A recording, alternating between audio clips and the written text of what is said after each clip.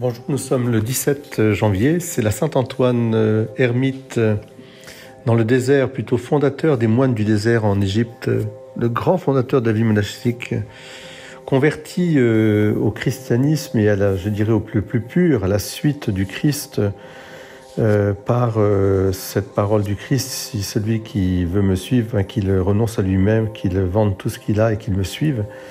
Antoine va être saisi par cette phrase, cette parole du Christ qui va devenir pour lui son leitmotiv de vie.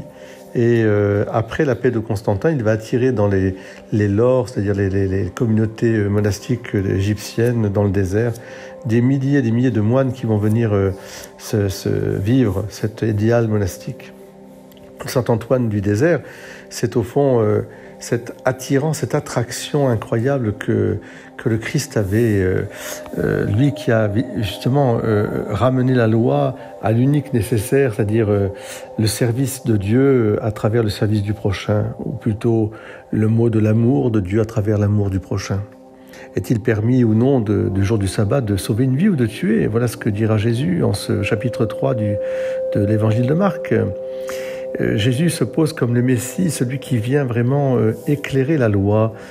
Il entre dans une synagogue, il y avait là un homme dont la main était atrophiée, et on observait Jésus pour voir s'il le guérirait le jour du sabbat, et c'était pour l'accuser. Mais au fond, Jésus dit: mais est-ce qu'il vaut pas mieux faire du bien et de sauver une vie, même si ça nous amène à toucher, à saisir quelqu'un, à le tirer, à marcher avec lui? Eh bien, au fond, Jésus ne s'est pas longtemps posé cette question. Il a agi pour nous ramener vers le centre même de la loi, de toute loi, le salut des âmes, l'amour de Dieu à travers le service du prochain. Alors, ce mercredi 16 janvier, j'écoute une soundtrack de la série The Chosen. Ce sont des musiques un peu orientales, mais je vous invite vous-même, en ce temps béni, à faire du bien là où vous êtes, à ne pas vous abstenir de faire du bien, à répondre aux appels, à avoir au moins une parole d'encouragement, à peut-être aider quand vous pouvez aider. Soyez bénis vraiment de tout cœur. Le Seigneur est avec vous. Il vous aime, il vous bénit. Alors moi-même, je prends depuis hier quelques jours de repos qui m'amèneront de ce mardi à l'autre mardi.